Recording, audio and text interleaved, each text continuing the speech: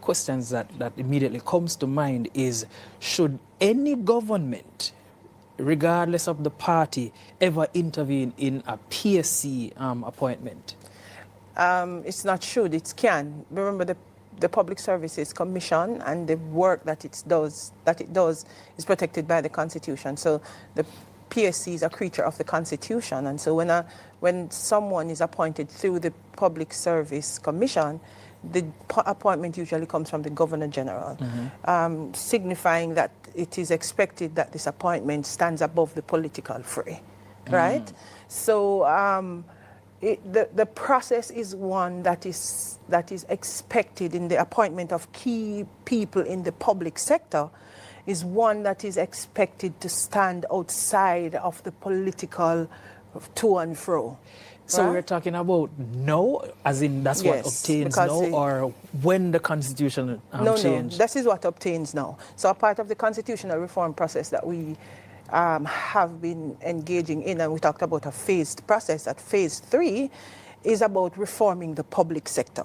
Because remember now, the public sector, in terms of the civil servants, are led not by the ministers of government, those people who sit in the ministry who provide policy and legislative direction. It's headed by the permanent secretary who provides the technical day-to-day leadership and the execution of the work of the government through the permanent secretary. So even if you go in some ministries, it's not the minister who has the power to tell the people in the ministry what to do from day to day. It's the permanent secretary. So our Constitution sets out the role of certain key positions not in government, in our public service, and for that reason our public service, according to our Constitution, is an independent body. Hence the Public Service Commission is a body that is independent of the to and fro of government and opposition. It's supposed to be independent. Yeah, but right. I mean, part of what we are taught, we have to understand though that there is always going to be a kind of thinking through, like, you know, is there influence, isn't there influence? And there might be, I'm not saying there isn't, because of how people are and how, you know, people interfacing with institutions. So it's not because there is an inherent flaw in the system. No. It's just because of people. It's just that there might be situations where people do not respect the constitutional arrangements that we have. Now, I'm not saying this is the case, but I'm saying I hear this call for constitutional reform. And yes, constitutional reform is needed because we have had issues with matters related. Some people say you can't get rid of people out of the public service. You had to fire them because security of tenure is guaranteed. And And so we've talked about how do we make our public sector more efficient and more accountable in respect of holding those who work in it more efficient and accountable. But we have to understand how it works before we ask for some of the reform we're currently asking for. Yeah. I'm just saying that the current situation surrounding the appointment of Dennis Chung, the optics of it, you know, how it seems to the public is that there was some influence leveled to have Mr. Chung in this particular position, because the perception is that it would present some kind of advantage to the Prime Minister with him being there based on his... or the ruling party. Right. Based on, you know, some of his pronouncement that he would have made pertaining to the Prime Minister's Integrity Commission report and the subsequent referral to the FID for... So can I comment on that? No, I had, you know, when you hear, I've been listening to the comments. I went back to hear the comments that Chung made. And you have to, what I ask myself is, would it be unusual for somebody with his history, with his background, with his training, to have made that comment? In other words, was he making that comment from an uninformed place, or was he making that comment in a technical way? And what I heard from the comment he made was, there's nothing unusual with somebody having 28 bank accounts. Yeah. What would be unusual is to look at the activities within those 28 accounts. Is that something that a chartered accountant someone with his training and his experience would say, is that a comment that he would make? And was he by that excusing any kind of misbehavior, if there was seen to be misbehavior by the Prime Minister in respect of his statutory declaration? Was he excusing it, or was he engaging in an analysis, having been asked a question, par for the course? That's a question, I think, that is it reasonable for him to have made those statements? Well, I see Donovan wants to but chime in the current political environment, Yeah. and Nadeen, we're in a high politics season now. And, during the lead up to what I suspect will be a very soon election, there would have been questions surrounding the perceived weakness of the Prime Minister's situation with his integrity declarations. And the fact that he would have asked Mr. Chung and Mr. Chung's comment, in support of the Prime Minister, and then leading up to the point now where he's subsequently appointed to the body that is going to be investigating the Prime Minister's declaration. As far as the public optics of it is concerned, and the fact that we're highly political right now, Timing is off. Yeah, the timing is very off. And if it was a situation where, for example, the government appointed an expatriate in that post, there would be nothing to see here, moving right along. No, understood, but in this case he appointed Dennis Chung, and the question is, this is the question that I still ask. The comments that what we're saying, we've taken some dangerous leaps in this. We've concluded on some things, and we have decided that this is the case, right? So Dennis Chung, who is a chartered accountant, has made some statements, public comments in the past, because he was asked a question. He answered based on his training. And it was sensitive. It was deemed as being sensitive. No. It wasn't sensitive. He was the issues are in the public domain. Yeah, as people like me and you are wont to do, we, based on our experience, based on our analysis, we proffered a position. The position wasn't one on the Prime Minister. The position was on a matter related to the number of accounts that an individual has. And if you remember his comments were precisely, it's not unusual for someone to have 28 bank accounts, and he laid out the circumstances. Very technical knowledge. I wouldn't have been able to make those statements that he made because me not have that training. Yeah? But the matter of the Prime Minister's supposed 28 accounts was a matter that was in the public domain, and a number of people he gave a public comment. And he gave a comment public matter. on a public matter. So Donovan, with that said now, should that disqualify him from a role that requires political neutrality and public trust? Absolutely not. So here's a question, and that's the question for the public as well. Should this disqualify him, speaking of Dennis Chung, from a role that requires political neutrality as well as public trust? We're leaning towards public trust based on what we have been talking about so far. Should it? So I'm going to go back to optics again. And where we are in our current electoral cycle, and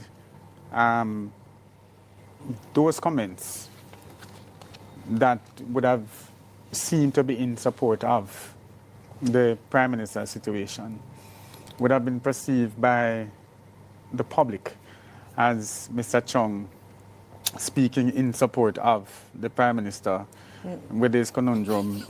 No, but look here. So, that statement, though, was not in the public. The opposition had a press conference and located that argument in the public. So is it a misappropriation then, as in the opposition had a press conference and said, and we have since learned that the report from the Integrity Commission did not say that. Did not say that the Prime Minister had 28 accounts. There was a lot of, there are misunderstandings. We need to go back and read that report and clarify that for ourselves, right? Right. So let me just make this point now. So our favorite station did go through those reports from cover to cover. No. It's not our favorite station. I heard it from, though. I engaged that information. But just saying, continue. Right. But when you listen to the narratives, public narratives, the public comments, the veranda talk, and, you know, when you speak to people in general, you know, you hear, boy, I saw the thing set. That the man, you know, Mr. Chung was placed here to give, you know, it looked like he was placed here to give the Prime Minister some coverage, etc., etc. So we're talking about perception now. Right. So perception and trust is what we're talking about. And if it is that, and I'll say this again, if it was 6 months down the road that this happened, it would not have mattered. And I'll say this again, if it was the opposition on the other side of the fence, I think as has happened. Right. They would have done the same exact thing. So I said, in politics and in war, sometimes you can say all is fair. But what is happening is that we're seeing this particular matter obviously being turned into a political football. So we're seeing the protests. You know, that's not the issue. We're seeing the protests, and one of the questions that come to mind immediately is whether or not these are legitimate expressions, you know, of the democratic accountability. I mean, since this thing has evolved, I've heard that we're in a constitutional crisis, we're in a governance crisis. Sorry. And I've been looking at countries that are said to be in governance or constitutional crisis, like the U.S. is in a governance crisis. No, they're in a constitutional crisis. And a constitutional crisis. Are we near there? Are we operating that way? So what is it that is causing people in civil society to speak about Jamaica in the way they're speaking about it? And we also, those of us who are a part of the creation of the narratives, have to recognize that a narrative is created, you know, by a perspective and a position, and people operating from a particular position. You get what I mean? Where I come from, in the field that I study and I have my PhD in, we refuse to have people talk without them telling us where do you come from? What is the perspective that has shaped your opinion? Because the perspective that has shaped your opinion is what is going to lead you to draw the conclusions that you are now drawing. And my perspective might be very different because I don't come from the position that you come from. So when we're saying that is out there, and there are some people in the public who hold that perspective, but there are other people who don't, because our positionality is different. And so we have to know, and that's why I said to you, even this matter of the 28 bank books, the opposition had a press conference and put that out there in the public. Other people do not say the same thing. So if it is that you're in media, you have to be careful that we do not see the idea of the 28 bank books as the position that came out of the Bible, and we shouldn't question because it is the truth. Because it might not necessarily be the only perspective on that report and how that matter is presented. So as we ease into the break, though, is there a real risk, given the whole things, you know? Is there a risk that we're going to drag professional appointments in the political mud now, based on what we have just seen or heard? That's what we're doing by dragging the Public Services Commission into this discussion in the way we have. What we are doing is kind of messing up a properly constituted body in a way that we have never done in Jamaica. I beg to differ. You beg to differ. I want you to hold that point until we come back. It's important. Context and crucial questions. When we return, we'll broaden the lens and ask what's at stake for Jamaica on the global stage. We'll be right back in a moment.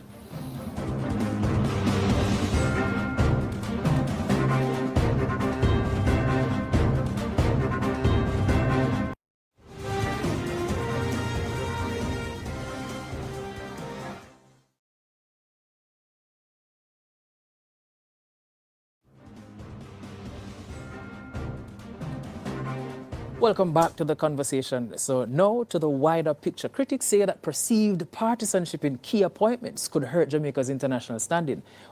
So we're going to be looking at that for a second. But just before that, though, we want you to tell us, what were you going to say before the break? No, there was a... You beg to differ. Right. What was the last comment you made? I didn't- So I say, yeah. there's go a ahead. risk. There's a risk that we will drag these professional appointments in the political mud. I was about to say, it is a teaching moment for us, a teaching moment for the country. I see a situation where for every single experience on the political hustings, we learn as a country what to do, what not to do, and in a lot of cases, how we should do things. If it is that this particular situation happened 10 months ago, happened 6 months from now, it would have been, and nothing to see here moving right along, as I said before. And But if it was an expatriate, is the same statement that you'd have made. Exactly, if it was an expatriate. But because of the political situation that we are in now, we cannot escape it. As far as the Public Services Commission is concerned, we have not heard from the Public Services Commission. They have not come out and said anything. They never do. But what I'm saying is, who were the other applicants? And good questions. Who were the other applicants? Why was the... But that's not the something requirements that you're changed? necessarily going to share in the public. Yeah, but because of the public perception now, to allay those concerns, so to speak. But is that their job, though? I've never heard I've never heard the PSC speak publicly before. They've not. And if they spoke, would they do a lot to answer some of the questions that are being asked now? And that I think, hearing from them and not from the body politic would go a far way in really quieting down some of the noise that we're currently hearing around this particular issue. But also part of what we should know is how it works.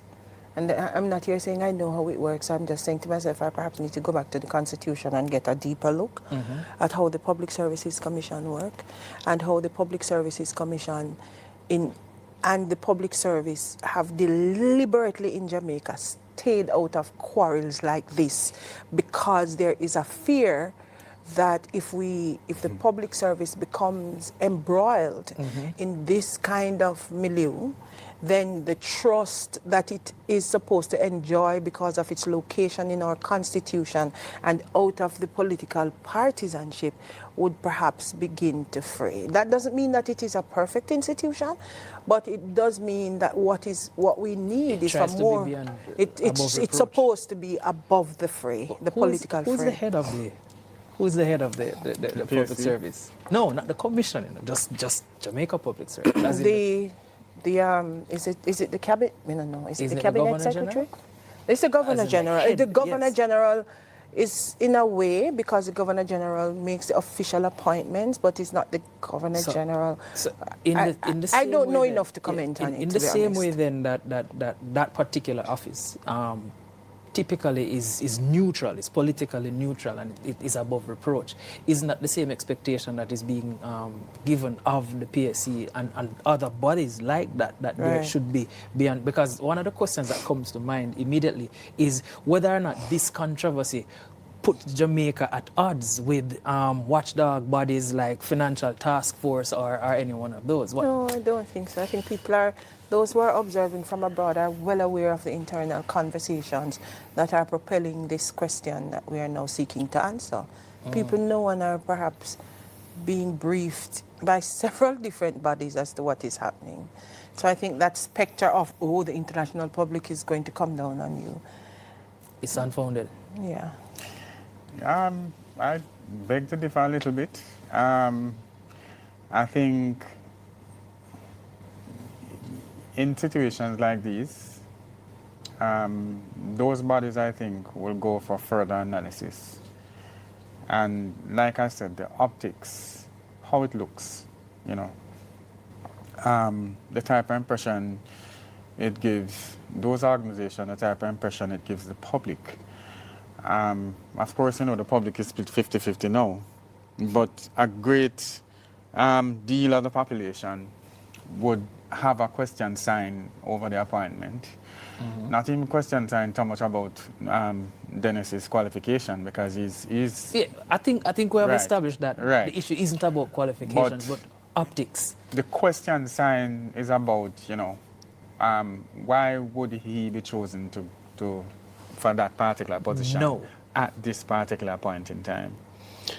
And if you can't find a reasonable answer, then people are going to come up with their own answers. If you're on one side, you'll come up with one, and if you're on the other side, the you'll come answer up with... that he's qualified wouldn't suffice. No. No, Okay. absolutely not. Why? Because Because he made a statement about the 28. no, not because he made a statement.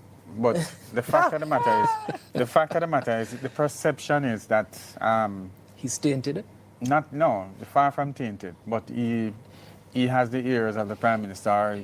So he's unable to be fully objective. So outside of this particular moment and that appointment, the perception that he has the ears of the Prime Minister. So what if it was the other way around, the opposition? He used to work at Daring, Bunting and Gold. How would that play out? Because I would say, somebody might say he used to work at that bank. Nadeen? That was at once the bank, the Prime Minister's bank, if it was the other way around. I tell you the Would honest it be truth, the same thing? it would be absolutely the same thing. Let me tell you something. Okay.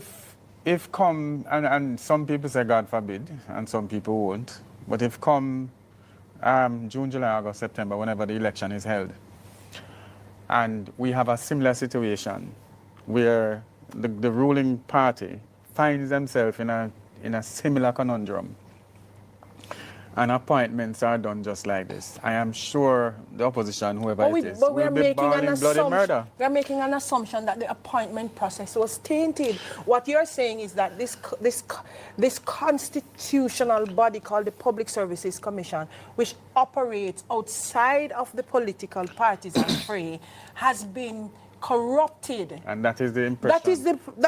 That is the conclusion that you're drawing in. And no, not and me. I'm saying that we have to be people draw that conclusion because those of us in the public have muddied the waters around the Public Services Commission and haven't made that distinction about the Public Services Commission being required by the Constitution to act above the political So fray. I'll ask another question, because I'm looking at it from the perspective that the possibility exists that not much has been done to communicate or educate rather the public regarding the role of the PSC and other bodies like it, and the fact that they are required to act in a particular way. So because of that, no, it's not difficult for me or Tom Jones or anybody to just muddy the water on any one of these appointments. And so I think this that is what pointing is to a happening. bigger issue. I think a lot of people who are making comments in the public don't know, and those who know are deliberately seeking to muddy the waters. To get, of course, political advantage. And the sad thing about it that we're only seeing political responses. And what we probably need to see is the information on how the PSC operates, and probably some more transparency on how the process went to appoint Dennis. At the end of the day, the more information shared is a less likelihood of people coming up with their own answers. Right. So No, with that said then, the people who are leading the public perception, they know. Let us be clear on that. Give them an advantage. So That's the point. I'll throw this over to you, Nadeen. What are some of those reforms that could help to safeguard transparency and to restore public trust, without compromising the speed of governance? Because speed is important. Well, we've been looking at timing for quite some time. So what are some of those reforms that we could implement that would help to safeguard and restore public trust without affecting negatively the speed of governance? I think one of the things that has to happen is that we need a lot more information out there about how our government, how the state works. Let's not say government, how the state works. Because when we say government, people tend to think about the party in power. But the government is the government regardless of which party in power. Yeah, so we need more information about how the state called Jamaica works. Yeah, because the state called Jamaica is not necessarily the political party in power. The state continues regardless of who comes into power. Yeah. That's why sometimes a lot of parliamentarians or politicians go into office and they get frustrated, you know, because it's not easy to move the Jamaican state. It is there regardless, and sometimes they go in and they have to conform to the state because the state, the engine called the state is there. And we have to tell people that, we have to get people to understand that there is a state called Jamaica, and governments might change from time to time, but the state continues, right? So we need more information about how our institutions work, not how our government necessarily works, perhaps how our government works within the context of the state, but we need to understand our state and recognize that in this country called Jamaica, we've built solid institutions, and that because we do not trust our politicians, it doesn't mean that we do not have honorable people who lead the state organs, that they're Jamaicans just like me and you, and some of them live in our homes and we know them, and they're honorable people and they do a good job. And we might quarrel about efficiencies and the speed of work, but it doesn't necessarily mean that all of us are pilfering the nation's resources. Well, I mean, you look puzzled. You're not sure how to answer that question. As far as the state is concerned, as far as the actors at the different levels in the state is concerned, people are going to act in their own interest at all times, and it is something that it's probably just nature. And that particular saying holds true with this particular appointment. The public perception of it. What holds true in terms of the appointment? That people act in their own best interest at all times. So no, not at all times. Most times. That's a cynical Why are you asking that? Because inherent in your statement, it would be as though this appointment was based on a particular assumption that this individual might offer some amount of advantage. Let's take it home a little bit, Kwame. If I were the Prime Minister, and that particular position was open, do you think that I wouldn't probably try and have somebody there that probably might give me some coverage? But based on what Nadeen is saying, it's out of his hands. Yeah. Jamaica will live. Yeah, but that is what I'm saying. If we take it to that. I am saying to you, as a human being, Jamaican, living in Jamaica. With links. Yeah, with links. Right? Let's take it home a little bit. Unhypocritical. And that particular situation, I'm in a particular situation, and having a particular person in a place that can give me some coverage, you don't think I would try my best to make it happen? Yeah. No, if you're honest with yourself, and it's just nature, it's survival. It's sometimes it works out to be political survival, and politics sometimes can be a very nasty, creature. So in this particular instance, looking at it from the human side, if it is that the appointment was to provide coverage, then it is what it is. And that if it is, because remember this position was advertised from when last year November, and there was no take up. December. It has been out for a while and there was no take up, right? And then they had to go again to get the position.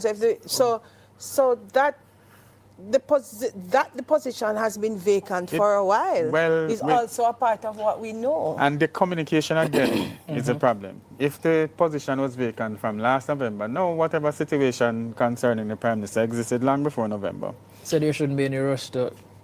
Is there a rush? It exists. Is there a rush? All right. So what I'm saying to you is, there should be no rush. I'm asking if there's a rush. So why no? And a rush in relation to what? That's what I'm saying. It's poor timing. I'm asking, is there a rush and a rush in relation to what? Extremely poor timing. The timing. Look at the risk. The timing of the Public Services Commission is not the timing of the political. Look at the reasoning now. So what he's pointing us to, is that, all right, so since last year, the appointment has been there, as in the vacancy has been there, it has been open, and no one has taken up the opportunity. Fast forward, now we are in June, and elections are due in September. But then that is what I'm saying. If even you if understand how both the aren't Public Services connected- Commission works, you will know that the Public So then- Services Commission's timeline and calendar is not the political timeline Absolutely and not. agenda. And I'm agreeing with you, but hold You on. understand? It's not You just the said a while two- ago, Nadeen, It's not that like this the is a public- constitutional body. No party in power can fire Dennis tomorrow because they don't have the power to fire him. Right? Right. So even if they So things are being put in place for something else. just in case. So if it is that So that is hold on. so you're making a whole lot of assumption Hold on. about the independence of the Hold Public on. Service Commission, which we have Nadeen. outlined that by the constitution. No, we can't sit down here beside you and make that statement. There No, as if I'm it's a not making fact. the statement. No, look at 15 seconds because we're out of time. Listen to what 15 I'm saying. seconds. Listen to what I'm saying. I can't. This is an hypothesis. Listen to what I'm saying. And this is a chess move, right? If it is that You can know that. I don't know that. I know what the Public Services Commission well, is by take constitutional Public arrangements. Services Commission aside. I can't say Public Services Commission aside. No, but it's a done deal. Is employed already. The creature of the public, the way the Public Services Commission is required by constitutional arrangement to act Nadeen, I'm just is saying- anti what you are saying. Mama, but I'm saying it's a done deal. He's What is a employed. done deal? Dennis is in the post already. You can't take him out. Who's going to take him out? So as we end now, the government has insisted, that this was more about merit and process. Yeah. And you're arguing effectively that this was not enough, or this is not enough to calm the public, and that deeper changes are required. That's what I'm hearing. But you from do know that the government cannot make any changes to those arrangements. It is in the post already. Constitutionally, they cannot remove, just like how they can't remove other positions. That permanent secretary is similar to a permanent secretary. You can't remove him. Yeah. So he's there already. You can't move him. So. So win, lose or draw, he's there. Dr. Spence. Donovan. Thank you both. Thank you You're both. welcome. The conversation continues far beyond this studio. Parliament, in public, or in public discourse, and ultimately in how we shape governance in this country. Tonight's discussion reveals more than a single controversy. It shows a country wrestling with trust, process, power, and the conversation will keep asking the questions that matter. Join us next week, same time, same place, as we continue to hold institutions accountable and elevate voices across the region. I'm Kwame Thomas. Good night.